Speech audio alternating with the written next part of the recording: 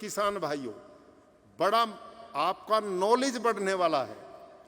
उसमें जो गांडुल यूज प्रयोग करते हैं जैविक खेती में, ऑर्गेनिक फार्मिंग में, वो अपने देश का है ही नहीं, वो बाहर से आयात किया हुआ है। मेरी फिर चिंता बढ़ी कि यहां भी गड़बड़ मिलेगी। इतने दिनों तो अंग्रेजों से गुलामी से मुश्किल पिंड छुटाया है, अब खेती में भी गुलामी करनी पड़ेगी। हमने अपना गांडुल क्यों नहीं मंजूर, बाहर का गांडुल क्यों लिया जाए? तो उस गांडुल पर रिसर्च करवाया तो पता लगा कि जो विदेशी गांडुल है जो और वर्मी कंपोस्ट बनाता है, वो 26 टेम्परेचर से ऊपर बढ़ता तो मर जाता है, और 6 डिग्री से नीचे टेम्परेचर जाता तो मर जाता है।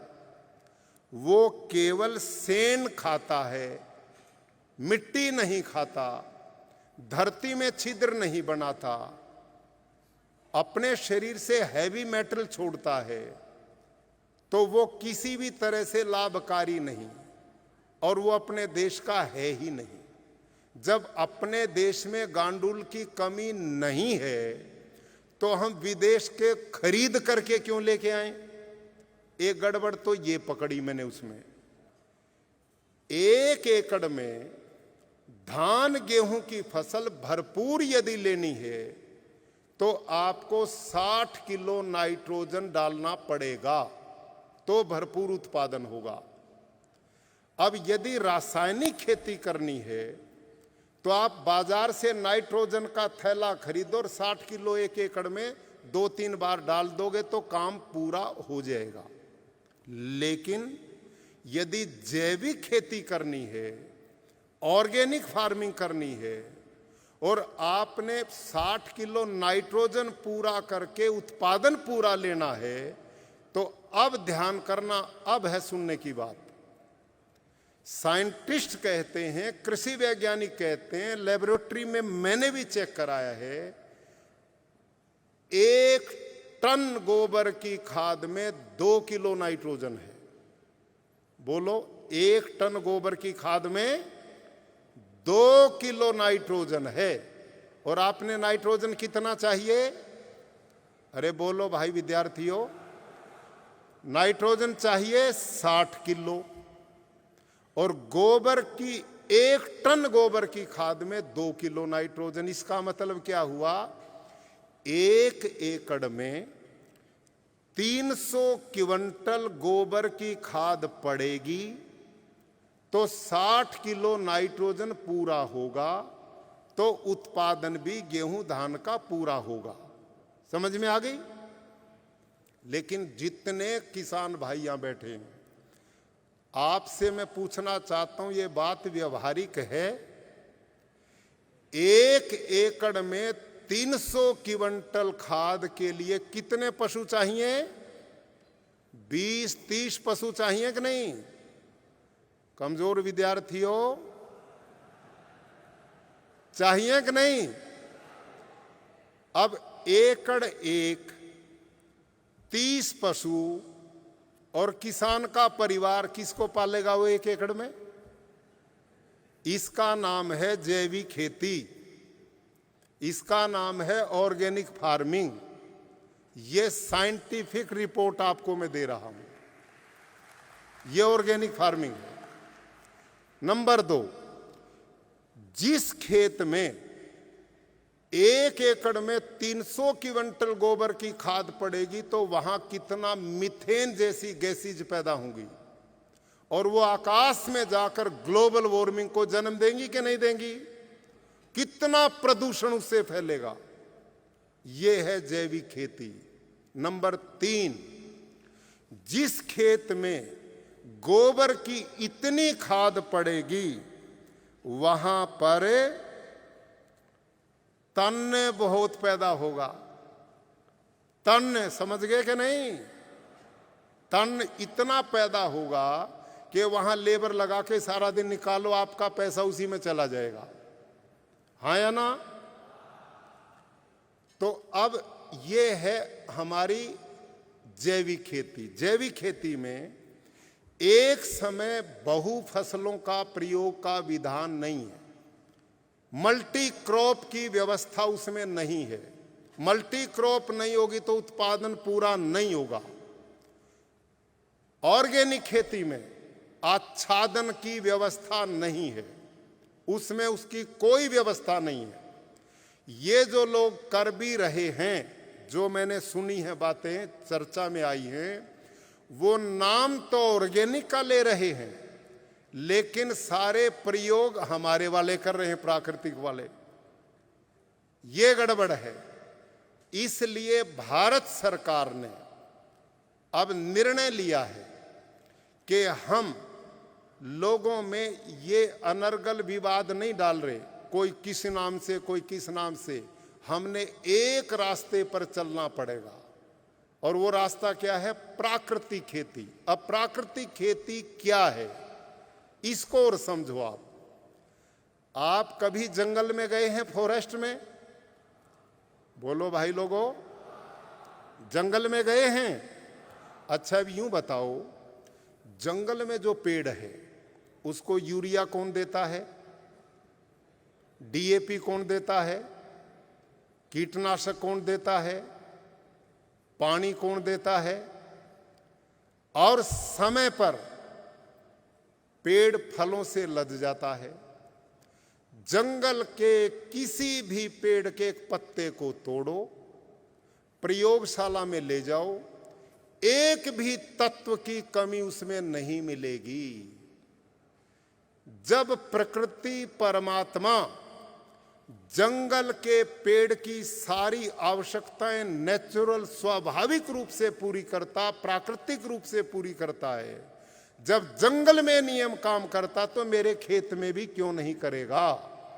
मेरे खेत में भी काम करे, हमारे खेत में भी वही काम हो जो जंगल में। इसका नाम है प्राकृतिक खेती। समझ में आ गई कि नहीं बात? यह है प्राकृतिक खेती। अब इसमें थोड़ी तकनीक का प्रयोग किया गया है। इसमें हम प्राकृतिक खेती में क्या करते हैं? एक बीजामृत बनाते हैं, एक जीवामृत बनाते हैं, एक घन जीवामृत बनाते हैं, आच्छादन पे खेत में करते हैं, बहु फसलें खेत में करते हैं, वापसा का निर्माण करते हैं। और ये कठिन नहीं है। आप जितने किसान भाई हैं, मैं 200 एकड़ की खेती करता हूं, जिस पे 10, 12, 15, 5, 7 एकड़, उसके लिए तो बहुत सरल काम है। और इसमें करना क्या है? अब इसकी ट्रेनिंग दे रहा हूं मैं प्राकृतिक खेती की। और वो ट्रेनिंग क्या है? बहुत सरल काम है। इसमें जीवामृत कैसे बनता है? आप एक 200 लीटर का ड्रम ले लो खाली, और उसको वहां रखो जहां आपके पशु बांधे जाते हैं, पशुशाला में। छाए में रखना, धूप में नहीं रखना। इस 200 लीटर के ड्रम में आप लगभग 170, 75, 80 लीटर पानी डाल लो। ऊपर नीचे हो जाए कोई खतरा नहीं, इसमें कोई चिंता नहीं करनी। और इस पानी में आप देसी गाय, ये ध्यान करने की बात है, जो इंडियन ब्रीड काऊ है, भारतीय नस्ल की गाय है, अंगोल है, थारपारकर, राठी, गिर, हरियाणवी, लाल सिंधी, रेड सिंधी, ये जो भारतीय मूल की गाय है, ये क्वालिटी केवल उनमें पाई गई है। मेरे पास इस समय 10 एग्रीकल्चर साइंटिस्ट हैं, जो agriculture university Hisar Haryana, agriculture university Solan Himachal Pradesh, और अलग अलग यूनिवर्सिटीज में ऐसे साइंटिस्ट की मैंने टीम बनाई। और जो बात मैं कह रहा हूं वो मैंने रिसर्च करवाई है। माइक्रोबायोलॉजी के साइंटिस्ट हैं डॉक्टर बलजीत सारन, जो अमेरिका में, फ्रांस में, ब्रिटेन में माइक्रोबायोलॉजी पर वहीं के साइंटिस्ट के साथ वर्षों रिसर्च की है। उनसे मैंने पिछले 5-6 साल से रिसर्च करवाई। किसान भाइयों, मैंने क्या किया? मैंने थैलियां बनाई 8-10, उन थैली में मैंने भैंस का, देसी गाय का, हॉस्टन फ्रीजन गाय का, जर्सी गाय का, ऊंट का, बकरी का, घोड़े का, अलग अलग इनके गोबर बारीक पीस करके, ताकि उनकी पहचान ना हो सके, वो मैंने थैलियों में डाले, उन पे नंबरिंग लगाई, वो नंबरिंग अपनी डायरी में लिखी, और मैंने ऐसी 8-10 थैलियां उस माइक्रोबायोलॉजी के साइंटिस्ट की टीम को दी। मैंने कहा तुम इस पे रिसर्च करो, इसमें बैक्टीरिया की क्या स्थिति है। तो जब 3-4 महीने के बाद रिपोर्ट आई तो उसमें जो सेंध देसी गाय का था वो सर्वाधिक उपयोगी पाया गया, सबसे ज्यादा। और कितना उपयोगी पाया कि हॉस्टन फ्रीजन गाय के गोबर में 70-78 लाख जीवाणु मिले, और देसी गाय जो साहिवाल मेरे पास थी, उस गाय के गोबर में 1 ग्राम में 300 करोड़ से भी ज्यादा सूक्ष्म जीवाणु मिले। 300 करोड़ से भी ज्यादा 1 ग्राम गोबर में। तो हमने क्या करना है, वो पानी का ड्रम लिया, देसी जो गाय है, जो स्वस्थ गाय है, वो 8 से 10 किलो गोबर देती है, सेन देती है, और 8 से 10 किलो गोमूत्र देती है। 1-2 ऊपर नीचे हो जाए चिंता नहीं करनी। आप 24 घंटे के रात दिन के गोबर गोमूत्र को इकट्ठा करो और इस ड्रम में छोड़ दो, और किसी भी दाल का बेसन, कोई भी पल्सीज हैं, कोई भी दाल, उसका बेसन 1.5 से 2 किलो, और गुड़ 1.5 से 2 किलो जो गन्ने से बनता है मीठे के लिए, और 1 मुट्ठी मिट्टी बड़े पेड़ के नीचे की, खेत की क्यों नहीं, क्योंकि खेत में यूरिया डीएपी डाल के आपने जीवाणु मार दिए, और पेड़ के नीचे वो पड़ा नहीं, इसलिए वहां जिंदा मिलेंगे। समझ में आ गई इतनी चीजें। इसमें पानी हो गया, 8 से 10 किलो गोबर गोमूत्र हो गया, 1.5 से 2 किलो गुड़ हो गया, 1.5 से 2 किलो दाल का बेसन हो गया, 100 ग्राम इसमें मिट्टी हो गई। एक लकड़ी का छड़ी डंडा लो, घड़ी की सुई की तरह 5 मिनट सवेरे 5 मिनट शाम, कुल 4 से 5 दिन घोलना है, कुल 4 से 5 दिन। छठे दिन 1 एकड़ के लिए आपका कल्चर खाद तैयार है, 1 एकड़ के लिए। अब आप सबसे मैं पूछता हूं,